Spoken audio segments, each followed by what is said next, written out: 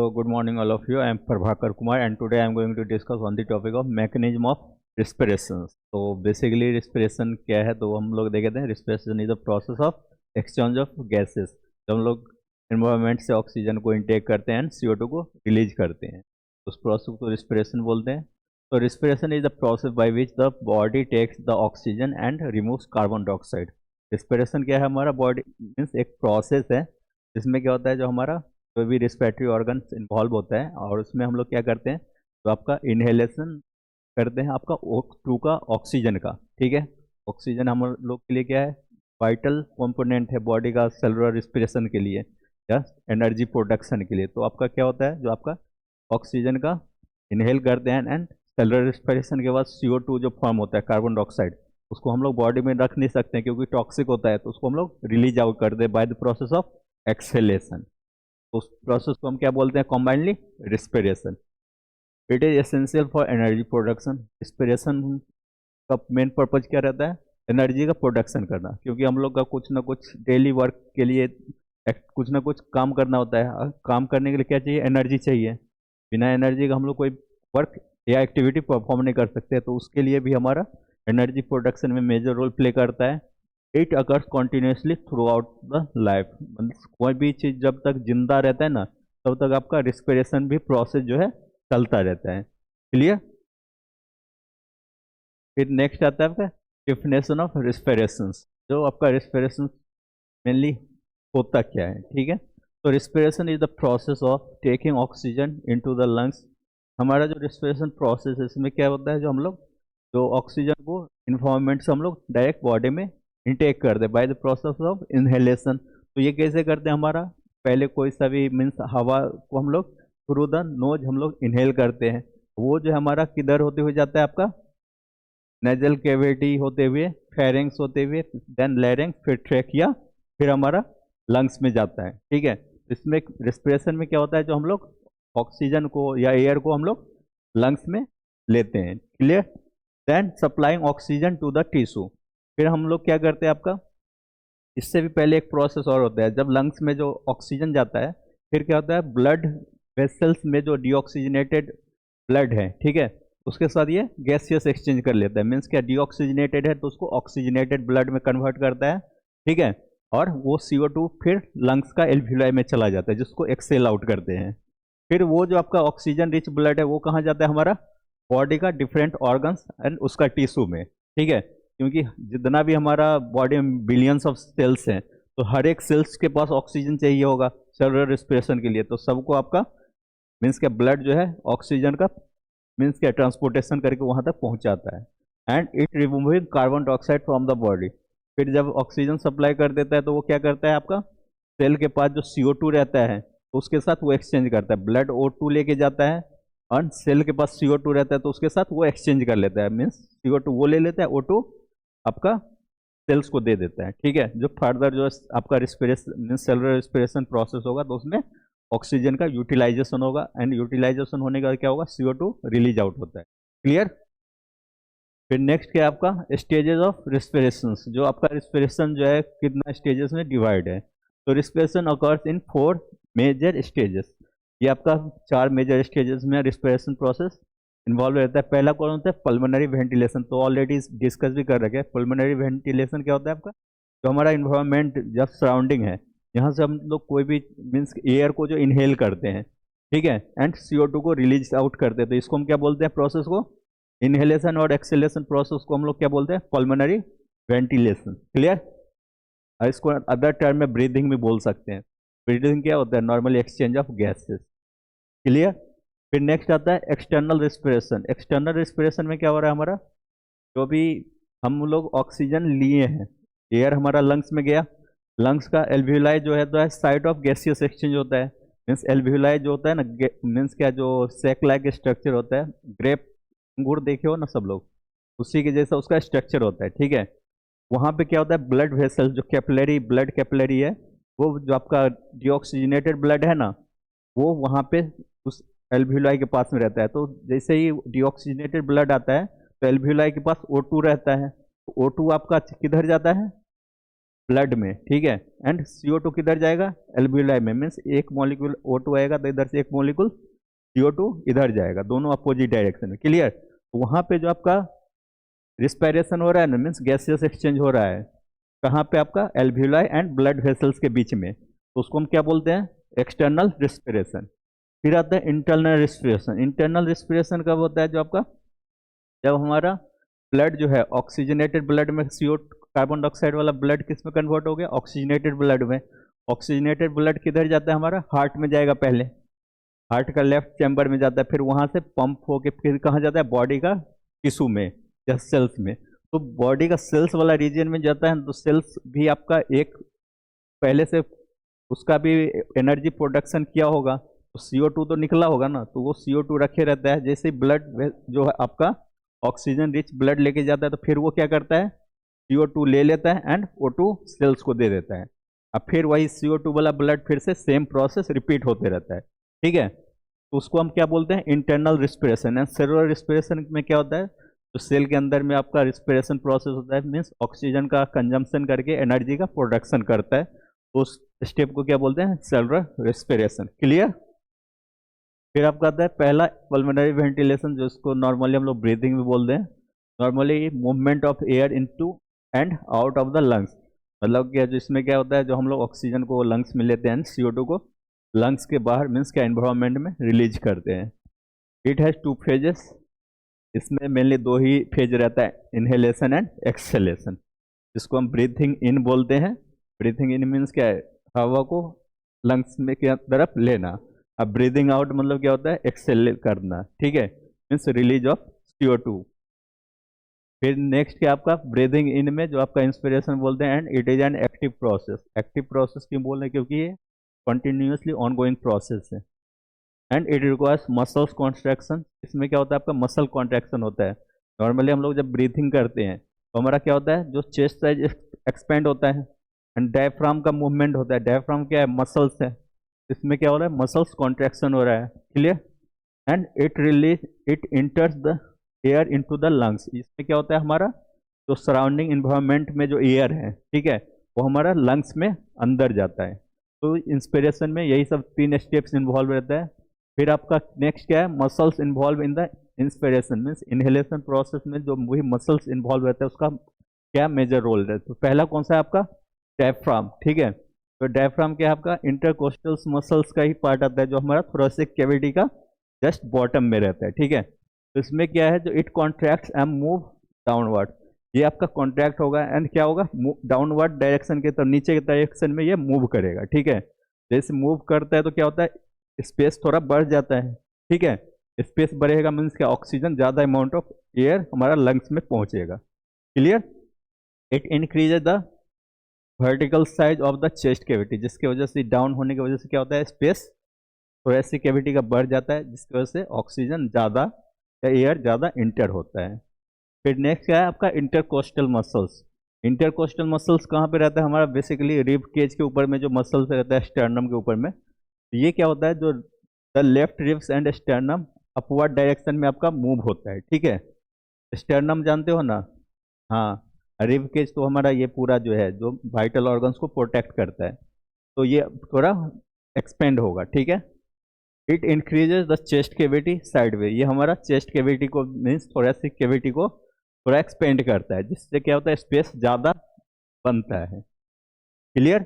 जब भी याद रखना, जब भी हम ऑक्सीजन इनहेल करते हैं तो हमारा स्पेस थोड़ा ज़्यादा बढ़ना मीन्स बढ़ाना होता है, तभी ज़्यादा ऑक्सीजन आएगा। स्पेस बढ़ाने के लिए क्या होगा, इंटरकोस्टल मसल्स को भी कॉन्ट्रैक्ट करना होगा आउटवर्ड डायरेक्शन के लिए, एंड डायफ्राम को डाउनवर्ड मूवमेंट करना होगा। फिर नेक्स्ट क्या है, मैकेनिज्म ऑफ इंस्पिरेशन, जो हमारा इनहेलेशन प्रोसेस होता है, तो उसमें कौन कौन सा प्रोसेस इन्वॉल्व होता है। तो पहला क्या आपका, चेस्ट कैविटी साइज इंक्रीजेज। पहला है थोरेसिक कैविटी या चेस्ट कैविटी, एक ही चीज़ को बोलते हैं, उसका इंटरनल जो एरिया है वो बढ़ेगा, ठीक है। The lung volume increases, obviously जब इंटरनल एरिया बढ़ेगा तो हमारा लंग का भी मीन्स एरिया बढ़ेगा, तभी तो ज़्यादा अमाउंट ऑफ ऑक्सीजन को इनहेल करेंगे ना। फिर pressure inside the lungs becomes less and atmospheric pressure than the atmospheric pressure, जिसकी वजह से क्या होगा, जो हमारा लंग का अंदर का जो प्रेशर जो है ना, एक्सटर्नल प्रेशर से कम हो जाएगा। जब भी प्रेशर डिफरेंस होगा मीन्स क्या होगा, एक्सटर्नल एयर हमारे लंग्स में आना शुरू हो जाएगा। ठीक है, ड्यू टू प्रेशर डिफरेंस हमारा लंग का अंदर का प्रेशर कम हो गया, एक्सटर्नल प्रेशर ज़्यादा है। ठीक है, तो ये मैकेनिज्म से क्या होता है, हमारा एयर जो है लंग्स में आ जाता है। Clear? Then air flows into the lungs. तो ये स्टेप सब समझ गए इंस्पिरेशन प्रोसेस का। देन है आपका एक्सपायरेशन। एक्सपायरेशन को एक्सेलेशन भी बोलते हैं या ब्रीथिंग आउट। ठीक है, तो इसमें हम लोग मेनली क्या करते हैं, CO2 को रिलीज आउट करते हैं बॉडी से। तो in it is a passive process. ये पैसिव प्रोसेस है। पैसिव क्यों बोलते हैं, क्योंकि इसमें एनर्जी का कंजम्पशन नहीं हो रहा है। एक्टिव में क्या होता है, एनर्जी का कंजम्पशन होता है। ठीक है ना। फिर इसमें क्या है, नो मसल्स कॉन्ट्रैक्शन रिक्वायर। इसमें मसल्स कॉन्ट्रैक्शन का जरूरी नहीं होता है, क्योंकि इसमें क्या होता है, हमारा मसल कॉन्ट्रैक्शन कब करना होता है, जब हमको इंटरनल स्पेस बढ़ाना होता है। और जब वही आपका फिर से ओरिजिनल जगह पे चला जाएगा तो इसमें हम क्या करना है, हम लोग को बाहर करना है। इसमें तो जितना कॉन्ट्रैक्ट हो तभी तो स्पेस कम बनेगा, तभी तो बाहर जाएगा ना। ठीक है, तो इसमें मसल्स कॉन्ट्रैक्शन का जरूरी नहीं है। Air moves out of the lungs. इसमें क्या हो रहा है, हमारा जो भी एयर में कौन सा आएगा, CO2 ही आएगा। तो जो भी हमारा CO2 जो सेल से ब्लड होते हुए किधर आया था, एल्वियोलाई में, वो हमारा बॉडी से निकल जाएगा। बॉडी से नहीं, सॉरी, लंग्स से बाहर निकल जाएगा। क्लियर? फिर नेक्स्ट क्या है, mechanism of expiration. Means expiration जो प्रोसेस होता है वो कैसे होता है। तो diaphragm relaxes and moves upward. जब इनहेलेशन कर रहे थे तो डायफ्राम डाउनवर्ड मूव कर रहा था, फिर किधर आएगा, अपवर्ड डायरेक्शन में। अपवर्ड बढ़ेगा तो इंटरनल स्पेस कमेगा। ठीक है। Then intercostal muscles relaxes. जो हमारा रिब केज पे जो मसल्स है वो भी रिलैक्स हो जाएगा। फिर chest cavity size decrease. Chest cavity या थोरेसिक कैविटी का जो है साइज डिक्रीज होगा। And lungs pressure increase. लंग्स का प्रेशर अंदर का बढ़ेगा as compare to atmospheric pressure. तो जो भी हमारा इस मीन्स अंदर में जो CO2 था वो बाहर रिलीज आउट हो जाएगा। Clear? Then air is force to out of the lungs. Pressure बढ़ेगा तो हमारा ऑलरेडी जो लंग्स में जो भी है CO2 या एयर वो हमारा लंग्स से बाहर निकल जाएगा। क्लियर? फिर ये है आपका difference between inspiration means inhalation and exhalation. ठीक है, तो ये इनहेलेशन का है और ये आपका एक्सहेलेशन का। तो ये एक्टिव प्रोसेस है इनहेलेशन। एक्टिव क्यों बोलते हैं, क्योंकि इसमें मसल कॉन्ट्रैक्शन होता है। मसल कॉन्ट्रैक्शन होगा तो उसमें एनर्जी लगेगा। कोई भी चीज़ कहीं पे भी हम लोग प्रेशर लगाते हैं तो एनर्जी लगता है ना। तो यहाँ पे मसल कॉन्ट्रैक्शन होता है तो एनर्जी लगता है। तो एनर्जी जहाँ पे रिक्वायर होता है तो उसको क्या बोलते हैं, पैसिव, सॉरी एक्टिव बोलते हैं ना। एक्टिव प्रोसेस जिसमें एनर्जी का कंजम्पशन होता है, इसमें एनर्जी का कंजम्पशन नहीं होता है, इसलिए इसको क्या बोलते हैं, पैसिव प्रोसेस। क्लियर? इसमें मसल कॉन्ट्रैक्शन होता है, इसमें मसल कॉन्ट्रैक्शन नहीं होता है, मसल रिलैक्स हो जाता है। फिर इसमें क्या है, जो आपका air इंटर्स into the lungs. Inhalation means क्या होता है, हम लोग सांस लेते हैं। सांस लेने को क्या बोलते हैं, इनहेलेशन। तो उसमें क्या होता है, एयर जो है मीन्स एक्सटर्नल एयर जो सराउंडिंग में है वो हमारा लंग्स के अंदर जाता है। इसमें क्या होता है, एयर लीव्स लंग्स। एयर जो है लंग्स को छोड़ के बाहर निकलता है। ठीक है, इसमें मेनली कौन सा एयर इन्वॉल्व रहता है, कार्बन डाइऑक्साइड। इसमें कौन सा एयर जाता है, मेनली ऑक्सीजन रिच एयर। ठीक है। Lung pressure decrease. इसमें जब हम इनहेल करते हैं तो हमारा लंग्स का इंटरनल जो प्रेशर रहता है वो कम रहता है एज कंपेयर टू सराउंडिंग। इसमें क्या रहता है, इसका जस्ट उल्टा रहता है। इसका जो लंग का जो प्रेशर जो है सराउंडिंग का प्रेशर से ज़्यादा होता है। क्लियर?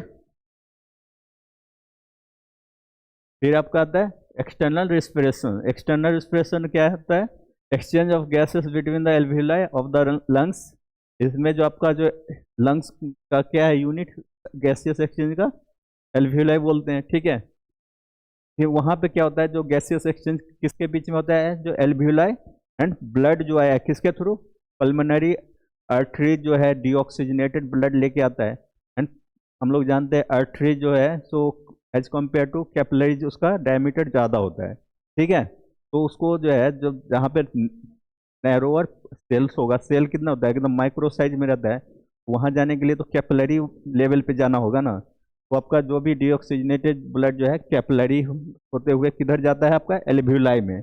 एल्वियोलाई में क्या होता है, आपका गैसियस एक्सचेंज होता है। ठीक है, ये हमारा ऑक्सीजनेटेड ब्लड आता है लंग्स में, हम लोग जानते हैं ऑक्सीजन हम लोग दिए हैं, तो वो हमारा आपका कैपिलरी में चला जाएगा, कैपिलरी में जो CO2 है वो आपका एल्वियोलाई में चला जाएगा। क्लियर? तो ये दोनों के बीच में हमारा एक्सटर्नल रिस्पिरेशन होता है, किसके बीच में?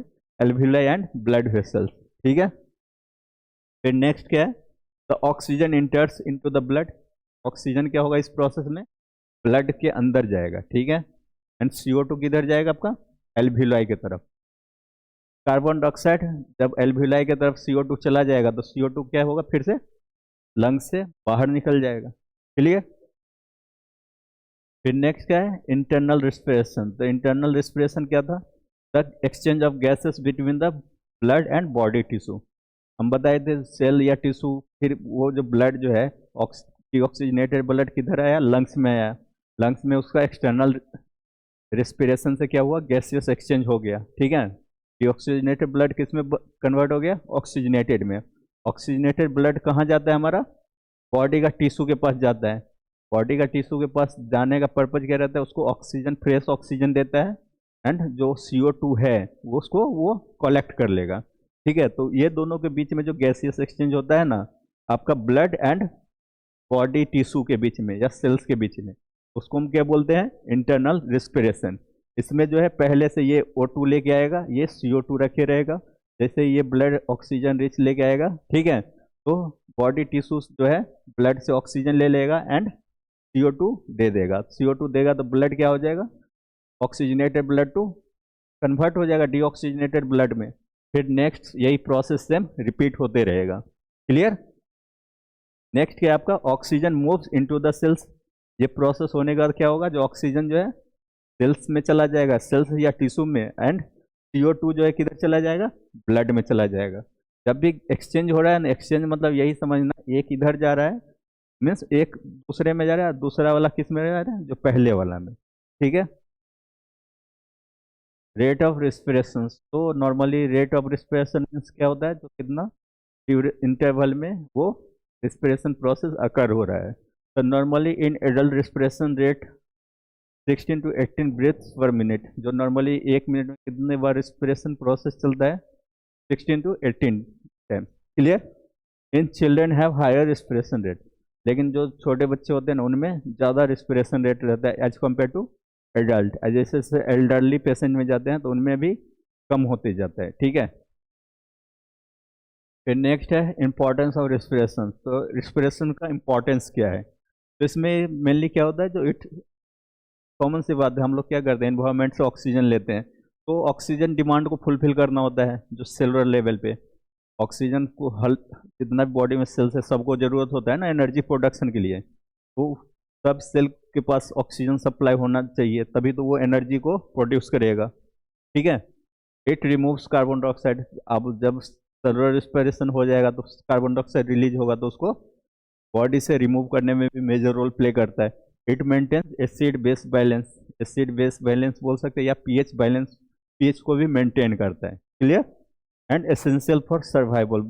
कोई भी लिविंग ऑर्गेनिज्म को सर्वाइवल के लिए क्या होगा? रिस्पिरेशन नेसेसरी है। ठीक है, वो आज के टॉपिक में क्या क्या देखे थे? रिस्पिरेशन। रिस्पिरेशन मेनली क्या है आपका? Exchange of gases. ठीक है, मीन्स हम लोग जो सराउंडिंग से O2 लेते हैं, CO2 रिलीज कर देते हैं सराउंडिंग में, and it is vital for life survival. Respiration जो है कोई भी लिविंग ऑर्गेनिज्म का सर्वाइवल के लिए इंपॉर्टेंट है। It includes respiration, inspiration and expiration. इसमें 2 स्टेप्स इन्वॉल्व रहते हैं मेनली, इनहेलेशन एंड एक्सहेलेशन। तो इनहेलेशन को इंस्पिरेशन भी बोलते हैं, एक्सहेलेशन को एक्सपिरेशन भी बोलते हैं। क्लियर? फिर it involves the diaphragm and intercostal muscles. मतलब क्या होता है इसमें? जो हमारा रिस्पिरेशन प्रोसेस में ये दोनों जो है मसल्स मेजर रोल प्ले करता है। डायफ्राम क्या करता है? इनहेलेशन में डाउनवर्ड मूव करेगा, इंटरकोस्टल मसल क्या होगा? कॉन्ट्रैक्ट होगा। ठीक है, एंड एक्सेलेशन में क्या होता है? डायफ्राम अपवर्ड मूव करेगा एंड इंटरकोस्टल मसल्स रिलैक्स हो जाएगा। Then it helps in oxygen supply and to CO2 removal. इसमें क्या होता है? मेनली ऑक्सीजन को बॉडी में इनहेल करते हैं, CO2 को रिलीज आउट करते हैं। तो आज के लिए इतना ही। Thank you so much.